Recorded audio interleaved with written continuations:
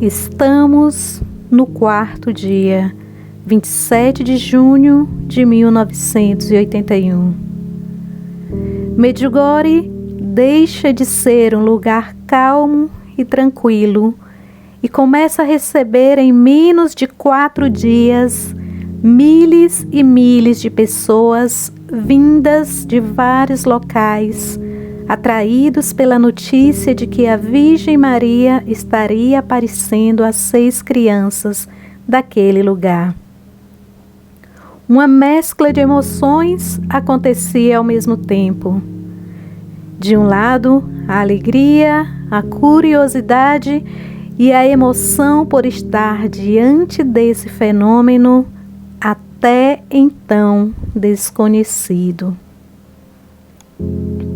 As próprias crianças nunca haviam escutado falar de nenhuma aparição.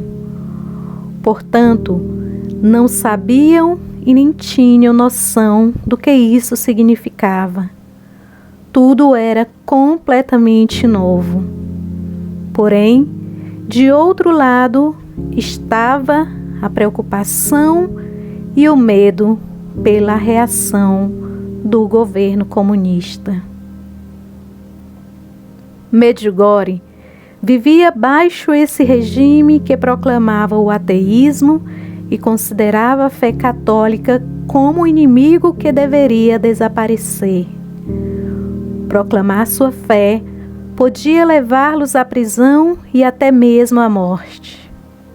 Muitos sacerdotes foram mortos durante esse regime defendendo a igreja e se mantendo fiéis a Cristo até a última hora.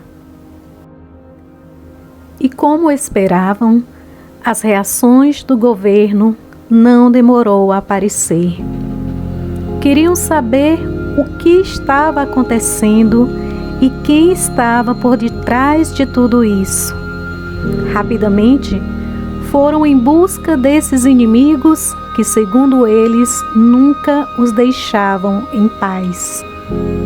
Nesse dia, as 6 crianças se reuniram pela manhã na casa de Maria para descansar e falar sobre a aparição, quando de repente um policial entra na casa e pergunta com autoridade onde estão aqueles que dizem ver a Virgem Maria. A inocência dessas crianças era tanta que, ao ver o policial entrando, se esconderam debaixo de uma mesa. De nada adiantou. Todos foram colocados dentro de um carro e levados para serem interrogados pela polícia em Šištruk, uma pequena cidade situada a uns 3 quilômetros de Medjugorje. Ali, as crianças foram submetidas a um interrogatório demorado. A polícia queria saber de todos os detalhes: quem eram os seus pais, onde viviam, de que viviam, se já se conheciam antes e que história era essa que haviam inventado e que estava conseguindo acabar com a paz e a tranquilidade do local.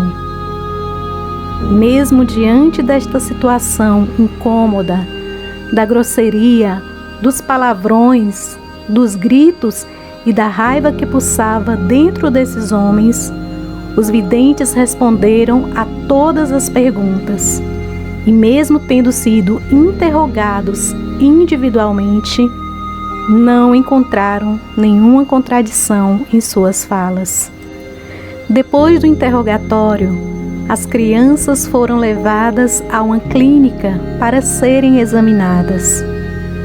A polícia e o serviço secreto que os acompanhavam queriam que os médicos resolvessem tudo em 24 horas. Na realidade, queriam que eles mentissem na hora de dar os resultados.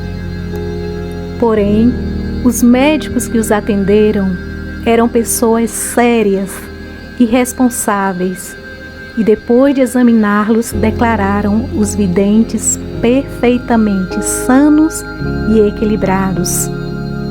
Ao término deste exame, Queriam levá-los a um psiquiatra em Mostar.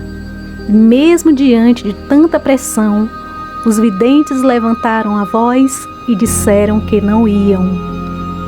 E saindo daquele local, sem conhecer ninguém, se dirigiram a um hotel que se encontrava próximo e perguntaram se alguém poderia levá-los de volta a Vidjakovice. E assim retornaram às suas casas. À tarde, quando chegaram no monte, já havia uma multidão rezando o rosário. Foi difícil a subida, porém, quando já estavam no local, viram 3 flechas de luz diante deles. Ali estava Nossa Senhora. Segundo o relato dos videntes, naquele dia, Nossa Senhora falou durante muito tempo com eles. Também cantaram, rezaram e fizeram muitas perguntas a ela. O que a Senhora quer que os padres façam? Que os padres acreditem firmemente e protejam a fé do seu povo. Por que a Senhora não aparece a todos? Bem-aventurados os que não veem, mas acreditam. Nessa aparição, todos eles, com exceção de Ivan, viram uma grande cruz sem a imagem de Jesus. Era cinza como o vestido dela. Mária disse que era da mesma cor e tamanho daquela cruz que havia visto na tarde anterior. Nesse mesmo dia, os videntes tiveram outra surpresa.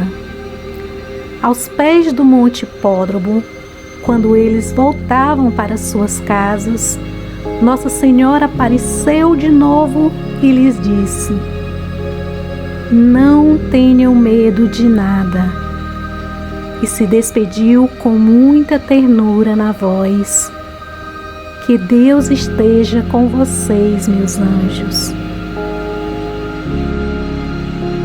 E por que Ivan não subiu à colina nesse dia? Ele mesmo explicou o que aconteceu em uma entrevista que concedeu. Quando saí do hospital, todos já haviam voltado para casa. Não deu tempo de chegar na hora de subir ao monte. Porém, quando cheguei em casa, Nossa Senhora já estava me esperando. Era difícil de descrever o que eu sentia. Estava muito emocionado. Tremia de medo. Me ajoelhei diante dela. Ela se aproximou e colocou a mão em minha cabeça, dizendo: "Filho meu, eu estou contigo. Sou sua mãe. Não tenha medo. Eu te protejo. Eu te ajudo." Me encorajou muito, mas eu estava aterrorizado. Naquela mesma tarde, os videntes foram entrevistados também pelo padre Dioso, o pároco, que estava em retiro e quando retornou a Medjugorje, não encontrou mais nada daquele lugar tranquilo e sereno que havia deixado há exatamente 6 dias atrás. Mas a sua chegada e a sua reação diante de tudo o que estava acontecendo, nós contaremos no próximo vídeo.